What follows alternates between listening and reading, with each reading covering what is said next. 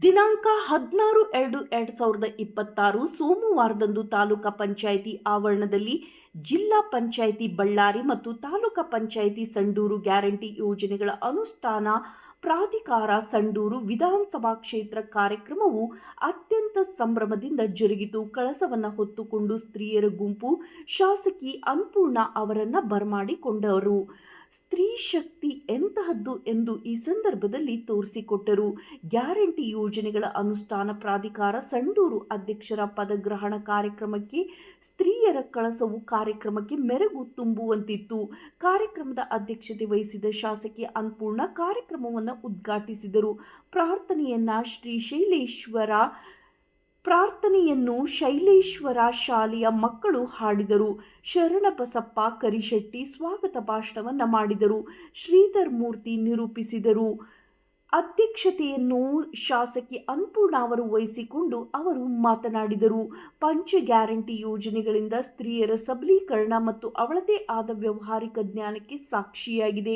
ಯಾಕೆಂದರೆ ಕುಟುಂಬಗಳಲ್ಲಿ ಪ್ರತಿ ವಿಷಯಕ್ಕೂ ಪ್ರತಿಯೊಂದು ಕೆಲಸ ಕಾರ್ಯಗಳಿಗೆ ಸ್ತ್ರೀಯು ಪುರುಷನ ಅಧೀನದಲ್ಲಿ ಮತ್ತು ಪುರುಷನನ್ನು ಆರ್ಥಿಕ ಸಹಾಯ ಕೇಳುವ ಸಂದರ್ಭ ಈ ಹಿಂದೆ ಇತ್ತು. ಆದರೆ ಪಂಚ ಗ್ಯಾರಂಟಿಗಳಲ್ಲಿ ಗೃಹಜ್ಯೋತಿ, ಗೃಹಲಕ್ಷ್ಮಿ ಇಂತಹ ಕಾರ್ಯಕ್ರಮವು ನಾವು ನೋಡುವಾಗ ಗೃಹಲಕ್ಷ್ಮಿ ಯೋಜನೆಯು ಪ್ರತಿ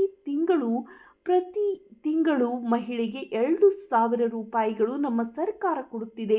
ಅವಳು ಕೂಡ ಆರ್ಥಿಕವಾಗಿ ಸಬಲ ಹೊಂದಿದ್ದು ಕುಟುಂಬ ನಿರ್ವಹಣೆ ಮಾಡಿದ್ದಲ್ಲಿ ಯಶಸ್ವಿಯಾಗಿದ್ದಾಳೆ. ಪುರುಷರ ಬೆಂಬಲವಿಲ್ಲದೆ ಕುಟುಂಬವನ್ನು ನಡೆಸುವ ಯಜಮಾನಿಯಾಗಿದ್ದಾಳೆ.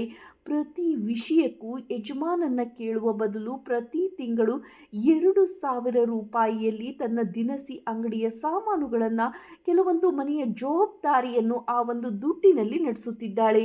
ಉಚಿತ ಬಸ್ ಪ್ರವೇಶ ಇರುವುದರಿಂದ ಸ್ತ್ರೀ ಪ್ರತಿಯೊಂದು ಪ್ರವಾಸ ತಾಣಗಳನ್ನು, ಪ್ರತಿಯೊಂದು ಜಿಲ್ಲೆಗಳನ್ನು, ಪ್ರತಿಯೊಂದು ತಾಲೂಕುಗಳನ್ನು, ಪ್ರತಿಯೊಂದು ದೇವಸ್ಥಾನಗಳನ್ನು ನೋಡುವವಳಾಗಿದ್ದಾಳೆ.